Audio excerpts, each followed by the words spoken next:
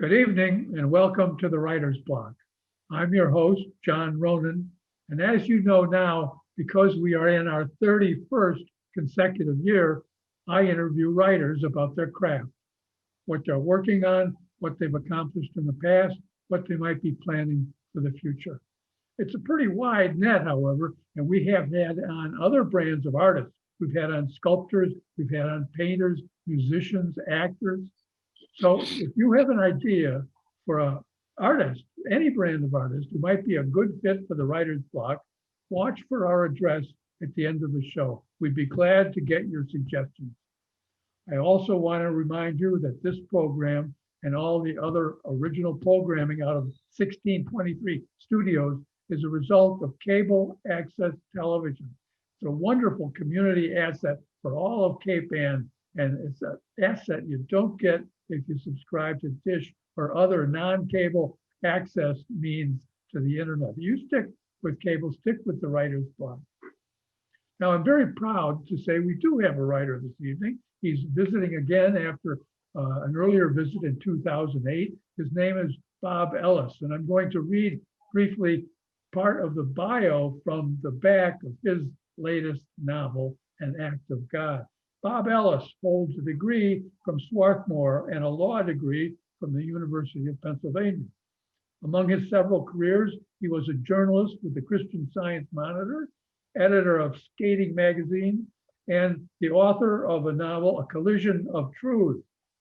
Currently, he is a member of 3 choral organizations and serves on the board of directors of the Cape Ann Symphony. Bob Ellis, welcome to the Writer's Block. Thank you very much. It's wonderful to be with you. It's been too long. You were here in 2008. I want to ask you if anything's changed in your life since then. Have you moved? No. I'm right where I've always been for the last how many years? I don't know. A lot of years. Yeah. Right here on Cape Right here Ann. on Cape Ann. Right here in Rockport. Yeah. In Rockport of Cape, yes. One of our 4 towns in our original catchment area, as they say. Right. Now, you've written a novel, Bob, called, I'm going to hold this up, An Act of God, which is a really fascinating novel that is a mystery, a love story, a meditation on faith, and a couple other things. And it's sort of a version of Law and Order, which you mentioned in the book. Right. It takes place in New York City. Yes. Tell us a little bit about where you got the idea for the book and how long it took you to do the writing. Okay. I got the idea from a joke that I heard quite a few years ago, actually. And the joke always stuck with me because it had one of these endings where you're asking yourself, well, if that really happened, what would happen to the character that this involves, which in this case was a priest who had sworn and on the golf course, and he and then there was an ensuing strike of lightning, and it killed the person he was playing with, who was a nun. And I don't want to give away the joke, but you would think that there would be some consequences, wouldn't you, to him having been there right next to the nun when she was hit with lightning. And that's where the joke leaves you. And so I decided to, about 1.5 years ago or so, I finally had to come to grips with this question, which has been bothering me all these years. And so I just started writing. And Act of God is what is the result. Can you tell us the joke, or would that be a spoiler for the novel? Yeah, I'd rather not. All right. I can if you want. I tell it at the end of the book. And it'll take a while to tell the joke anyway. So yeah. Okay. Now this is about Ignatius Costello. Yes. Priest. I always want to say Ignatius Loyola, but it's Ignatius Costello, who's a priest in New York City. Yes. And he's involved in a murder investigation. Yes. And he's also involved in a stressful problem of faith, and also in a love story Uh, I want to ask a couple specific questions. Why did you set it in New York City? Well, because that's where I was raised. I was raised in Riverdale, New York, where this takes place. Up in the Bronx? And the church, actually, the church that he works in is called St. Anne's in the book, but it was actually St. Margaret's. I used to walk by St. Margaret's on my way to Public School 81, which was an elementary school. So all of that setting is it's almost biographical. Up by Van Cortlandt Park in the Bronx. Van Cortlandt Park in the Bronx, all of it. It's all very, very, very familiar to me, even though I haven't been there for many, many years. Although I've taken my children for a little tour to show them where I used to live and everything, which is there. I looked up a couple of the place names, Van Cortlandt Park and also the Bronx City Hall. I was expecting Bronx City Hall to be a kind of. No, it was a Bronx County Courthouse. Excuse me, Courtney. I was expecting kind of an old style county courthouse, a big gray building, many stories high. Yes, it's a huge complex, and I don't know, it's typical of New York. And they've built a new courthouse. I have it set in the old courthouse because that's what I'm familiar with. Did you go down there to look at some of those sites? No, I didn't feel I needed to for writing the book. It was all very familiar to me. I will admit that I did use Google a lot to research things to make sure I was remembering things correctly. Sure. Yeah. Sure.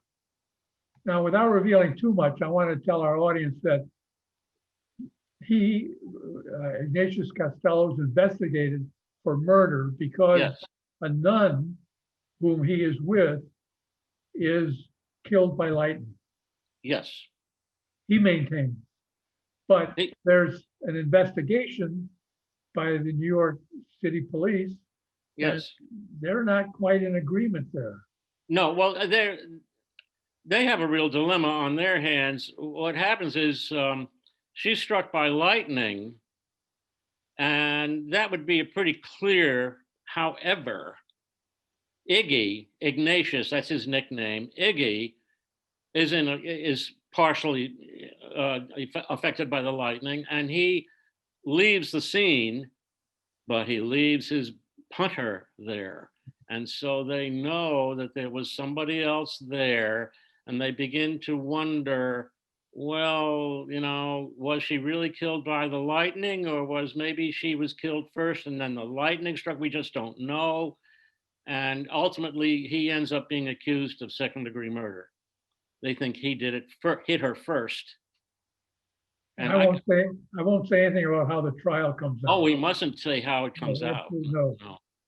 But it looks bad. It looks bad for him. It does look bad. He goes on trial. We have a whole trial. He has a wonderful attorney who, Iggy, of course, is a Roman Catholic. His boss is a wonderful man, is also, of course, a Roman Catholic, but his attorney is Jewish and another wonderful man. And then I'll say he, as a part of this whole process that he's going through, he's a terribly confused guy. He's in his early 30s, and he ends up having therapy. And the result of that is he meets this beautiful woman with whom I have fallen in love, even though I created her, and name of Dr. June Noble, a psychotherapist, and he ends up having several sessions with her, and well, as I think it says on the back of the cover that there's the mysteries of love or something like that are a part of the book. Yeah. She gives him good counseling. Pardon? She gives him very good counseling. Yes, she does. and that I won't reveal the spoiler there either. But in the epilogue, you mentioned that the events you described are 5 years past, and now Mr. Costello, Father Costello, is in this or that situation. I won't say what situation. Yes. And so I had one reviewer headline it as saying that it's a book that explores the eternal question of science versus religion, and that's a good part of of what Iggy has to go through in his Yeah. thinking and searching. Yeah. Tell me, who was a model, or did you have a model for Father Costello or Father Clancy or the lawyer? I not really, but I will. Let me say this to you. I have a very good friend who's a Jesuit priest, and so to some extent, he made it possible, not without knowing it, he made it possible for me to get to know Iggy quite well. And I ran the book by an Episcopal priest, a woman, and she said it was it was fine, it was authentic. And not only that, Father Clancy, who is Iggy's boss, and counselor and what have you through a large part of this, she's told me that she has in her career, she's quite elderly now, she has in her career met many Father Clancy's. So I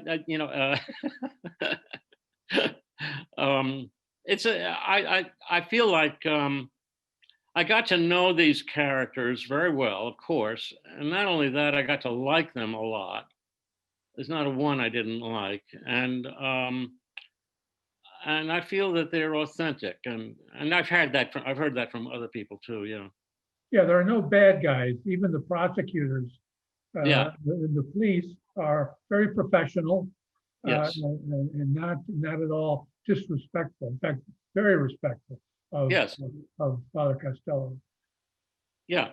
Although they accuse him of second-degree murder, which is kind of a mystery. Why did they ever do that? And as we go through the trial, you even have to wonder. This was kind of a quick rush to a trial. But anyway, there we are. Did you want you set up a lot of evidence that can be used against Father Costello? Did you Yes. want the reader at times to think, Yeah. maybe he's lying, maybe You he's know, a large part of this, I have to tell you, just came out of my head. I did not know, I did not create a plot or anything like that as I was writing it. I just started writing it, and all of a sudden he had left his putter on the golf green. Where did that come from? Well, he left his putter on the golf green, and the whole thing is just one thing after another just happened. I I didn't know it was going to happen. Is that a little sound strange? no, it sounds like you were inspired and the Yeah, inspiration came out, an act of God kind of thing. that's right. Yeah, very good, very good. Yeah, I like that. Now, I like the idea that it's set in New York, and you mentioned in the book it's kind of a law and order plot.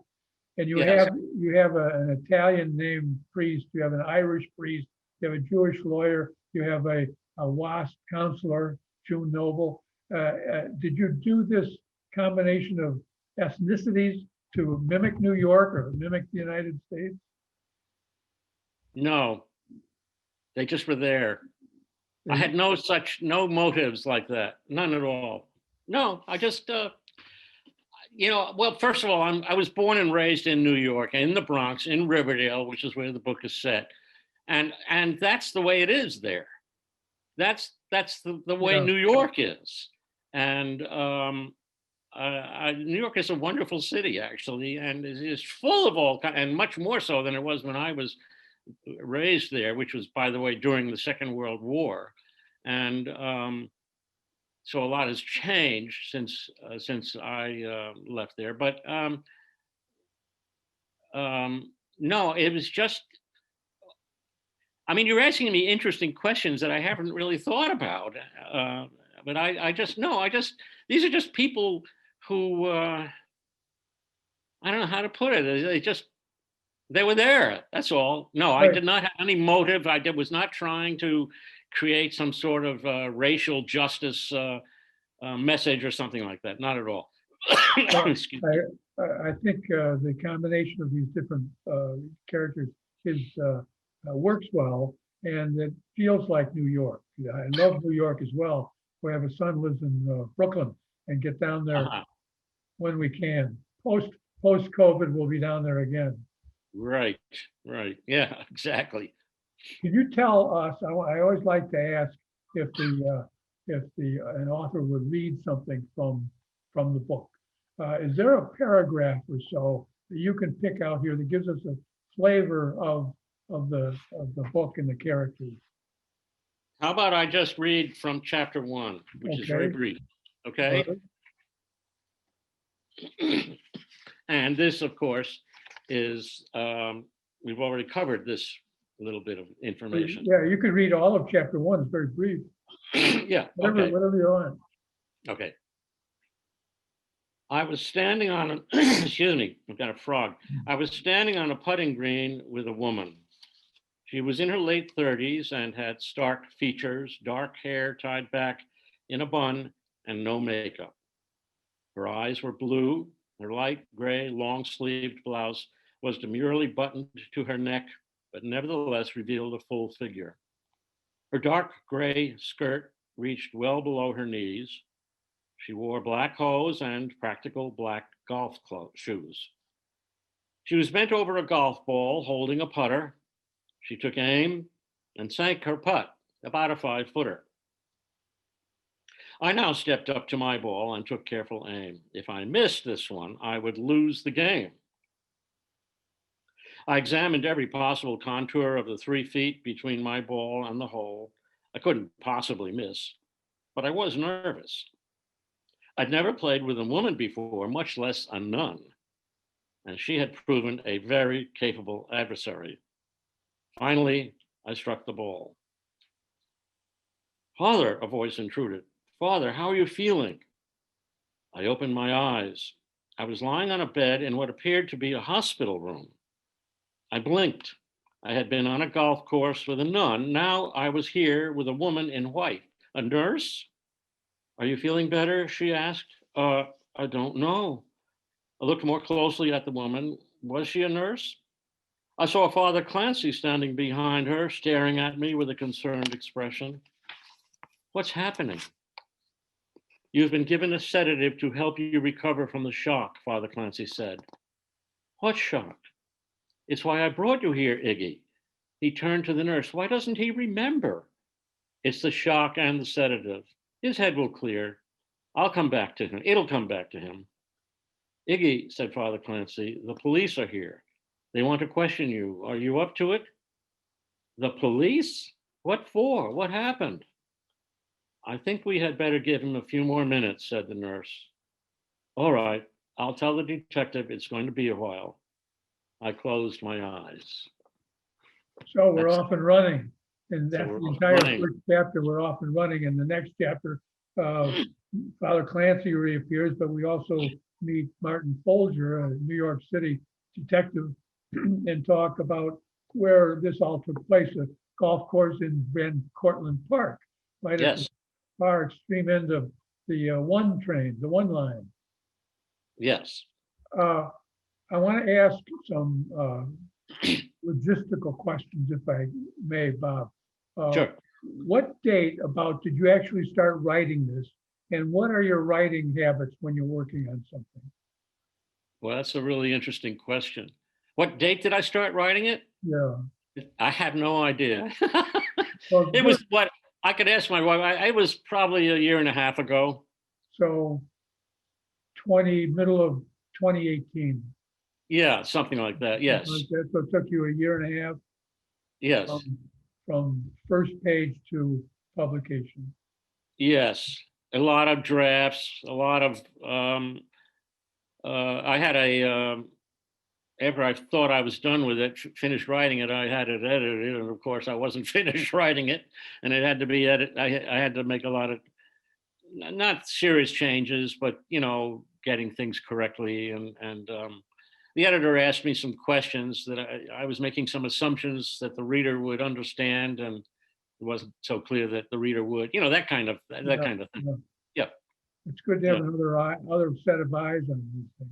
Yeah, yeah, absolutely necessary. I mean, the interest you asked me what about how I write. Well, how I wrote this book is I got through the trial and into meeting his counselor, Dr. June Noble.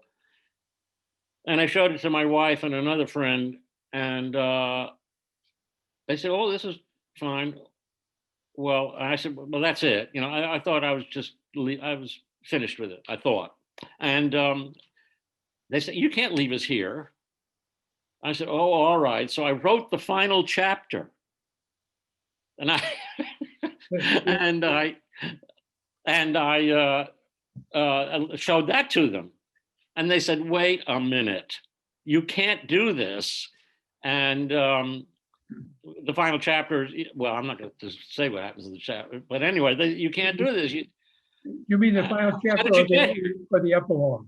Yeah, no, not the epilogue. The last Yeah, chapter about that was 5 years ago, and and anyway, they said, "You can't leave it. You can't do that. We need to know how you got here." So that is when I got really serious and sat down and wrote the intervening chapters. I mean, I don't know how many more chapters there was. It was a lot. You have to remember, I also was occupied with other things, and so I'm not like your typical professional writer, because I do have other activities. And for instance, I wrote my first book while I was still fully employed, and so that took a long time, many years actually, to get that written. This one, I'm retired, but I'm also doing work for the symphony and other activities, and so it When, must when be you when you write, Bob, do you have a schedule like a couple hours here, a couple hours there, or? I know I should, but I don't. And what happens is I may leave it for a day or two, and then I get back to it, and the next thing I know, I'm writing on into the night, and I can't stop. It's a very strange process. I'm That's a lot better problem than writer's block. Pardon me? It's a lot better problem than writer's block. Yes. Well, right now I have to tell you, I'm working on a sequel to this, With Father Costello.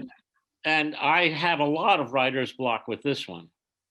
I get stumped as to where is this going, because once again, I don't have a plot. I think I know where it's going ultimately, but I don't know how it's going to get there. You see, that's another mystery. Is this another it's mystery? no, it's not a mystery. It's remember, in the very end of the book, I asked the question. Might as well get this out in front. I suppose now the question might be, what has happened to Iggy and June as their lives have progressed in light of current developments in religion and science? Has Iggy's faith held strong? And that's my question that I'm asking myself. When you first mentioned the sequel, I flipped over to Father Brown and all of his mysteries. I know maybe Costello can start solving mysteries because he's intrigued. The Father Brown stories are wonderfully short. That's interesting. I hadn't thought of that at all. But just Father, I was reading some Father Brown lately, so that flashed into my head. Oh. So we're almost out of time. Okay. I want to ask you a few final questions. What advice do you give to somebody who's maybe not a professional writer, but they enjoy writing and they've got things to say? What would you tell them to do? I think what I would tell a person to do is not to worry an awful lot about whether you know how to write or whether you're doing it correctly or what have you. Just write. Just go to work and write. And what, at least in what happens to me is I write a lot of stuff. I get a lot of pages written, and then ultimately I end up reading them, and then I find out, well, this isn't really working. I need to make changes here and everything. But the main thing is write. Do it. Don't hesitate. Just sit down and do it. That's my advice. That's because that's the only thing that works for me. That's good advice. I asked the novelist Tim O'Brien once, whom I had met at Breadloaf, the same question. He said, you have to put in your butt time. Yeah, Otherwise, right. you got to sit down and stay there. That's interesting. I'm reading one of his books right now. Oh, really? Yes, yes. I'm actually reading it right now. The Things They Carried. Have you ever Oh, read that one? wonderful It's stuff. a terrible book. I mean, it's a wonderfully written book, but it's a Hard, oh, hard to read. little downer Yes, for me yes, anyway. Yeah, all about Vietnam. yeah. So, Bob Ellis, writer of An Act of God, the novel about Father Ignatius Costello. I want to thank you for being on the writer's block tonight. It's been good to Thank see you you for again. having me. It's been fun. Yeah. It went well and it went fast. So I want to wish you luck through this year of the plague year, and we look forward to the book that you're working on now. Okay. Thank you very much. Thanks, John. Thank you. Yeah. I want to thank our TV audience too for being with us on the Writer's Block. If you've learned something about a New York mystery involving Father Ignatius Costello from Bob Ellis, his creator, then the Writer's Block has done its job. Thanks for being with us, and I hope to see you again on the Writer's Block next week. Good night.